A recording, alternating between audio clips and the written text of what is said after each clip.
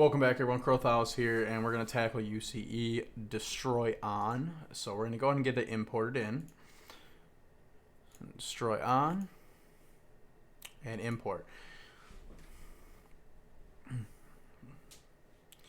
So Destroy On is a very simple add-on. It's primarily there to get rid of things that you don't want on the client or you don't want on the server, or you just want things to turn on and off. It gives you a lot of functionality in here. So we're going to go and open that README up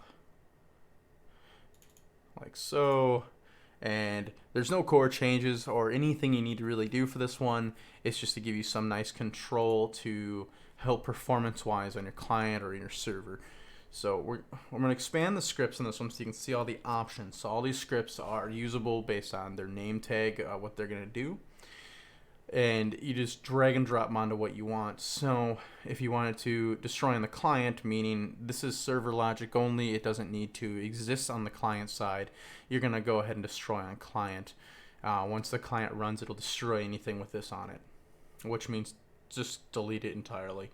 The same thing for destroy on server. So if you don't want client logic on the server side, you can drop this destroy on server onto that, and it will destroy it once the server launches.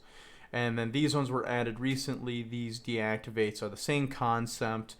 They just, instead of destroying them entirely, they just hide the object. So it'd be like me coming in here and it's doing this, and now it's gone.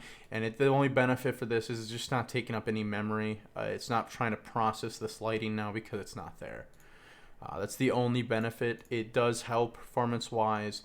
It doesn't help as much as just removing it entirely because it still has to know it's there, but it does help. So in this case, a good example for these to be used is we'll go into prefabs here, and we're going to go into our entities, and let's go into player on our warrior, for example. We're just going to open him up. And now you have all these overlays, right? Now these are fantastic for a client, but in the server's world, it doesn't care. It doesn't matter if it can see or not see these overlays. They don't make sense. So we're going to highlight them all, and we're going to go ahead and add destroy on server. And now when the server boots up, all of these will just be destroyed. It doesn't need them. It doesn't care that they exist. It doesn't do anything with them on the server side. These are client side. The server will tell the client that it wants to show our poisoned overlay, or it wants to show our stunned overlay, but it doesn't need to know where it is. It just needs to tell them that you can now see this, or you can't see this. So that's all you would do there. Like even this one, you can do the same thing. The camera for your avatar, the server doesn't matter. It doesn't care. These things just don't matter to the server.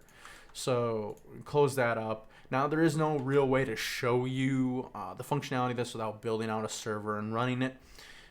But we can just play and just show you that nothing's going to break on you because you're using this functionality. As I lied, because right now we're running as a server and a host, so that's going to break. My stuff's going to disappear because we are both. So that's something to keep in mind as well. In that case, you would probably want to use like deactivate on local client, which is why this one's here very specifically, because we are the local client and the host. But normally when you're running an MMO, you're not going to have a local host. You're going to have a client. You're going to have a server, and this isn't going to be a problem. So this is mad because we went ahead and destroyed those, even though we technically are the server and we're technically the client. So just keep that in mind. It's a good way to look at it when you're releasing out your client and your servers to players. You're going to want to make sure you build these appropriately, so you're giving them a client, which I did show in an earlier video under tools how to do. So I will catch you in the next one.